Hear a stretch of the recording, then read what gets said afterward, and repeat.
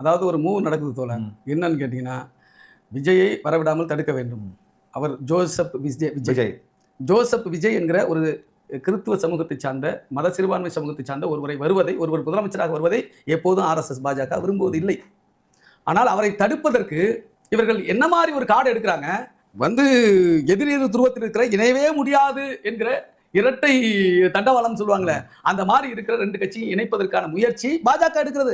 அமித்ஷா பேசி திமுகவும் அதிமுகவும் ஒன்று சேருங்க, நீங்க பழனிசாமி, எடப்பாடி பழனிசாமி சிஎம்மா இருக்கட்டும், நீங்க சப்போர்ட் பண்ணுங்க, நீங்க உள்ள போய் சப்போர்ட் பண்ணாலும் சரி, வெளியில போய் சப்போர்ட் பண்ணாலும் சரி, விஜய் வந்துடக்கூடாது என்று பாஜக ரோல் பண்ணுவதாக சொல்லப்படுகிறது. அதை நிறைவேற்றுவதற்கு நடிகர் சூப்பர் ஸ்டார், நான் மதிக்கக்கூடிய ரஜினிகாந்த் அவர்கள் இந்த மீடியேட் வேலையை பார்க்கறதாகவும் சொல்லப்படுது. அவர் என்னத்துக்கு திடீர்னு போய் சிஎம் சந்திச்சா, ரிசல்ட் 2 நாள் ஆச்சு, இன்னைக்கு நேற்று போய் ஏன் திடீர்னு சந்திக்கிறான்னு தெரியல.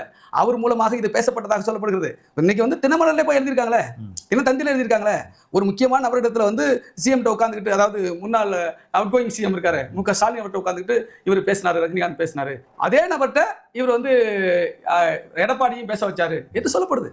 அப்ப 2 பேரும் ஒன்று சேர்ந்து வாங்க, ஆட்சி நீங்க கிளைம் பண்ணுங்க, விஜய் விட்டுறாதீங்க, தாவேக்கா விட்டுறாதீங்க என்ற ஒரு மூவ் இருக்குது என்று சொன்னால், இதை விட அபத்தம், இந்த தமிழ்நாட்டு மக்களுக்கு செய்கிற துரோகம், தமிழ்நாட்டு மக்களுடைய தீர்ப்புக்கு, மேண்டேட்டுக்கு எதிராக செய்கிற நம்பிக்கை துரோகம் வேற என்னவாக இருக்க முடியும்? மக்கள் என்னவா நினைப்பாங்க?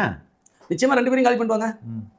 அடுத்து ஒரு தேர்தல் வரட்டுமே, 2 பேரும் சேர்ந்து நிக்கட்டும், ஃபுல் ஸ்வீப் பண்ணுவாரு விஜய், ஃபுல் ஸ்வீப் பண்ணுவாங்க தாவேக்கா. அப்ப இவர்கள் கள்ளக்கூட்டு வச்சிருக்காங்க, இவங்க 2 பேரும் கள்ள கூட்டாளிகள், இவங்க பாஜகவோட கள்ள கூட்டு வைத்திருக்கிறார் என்று தாவேக்கா தலைவர் விஜய் அவர்கள் சொன்னது உண்மை என்பதுதான் நிரூபணம் ஆகும். வேற என்ன ஆகும்? அப்ப விஜய் அவர்கள் சொல்வது எல்லாமே ப்ரூவ் பண்ணிட்டு வர மாதிரி இருக்கு, ப்ரூவ் ஆயிட்டு வர மாதிரி இருக்குது.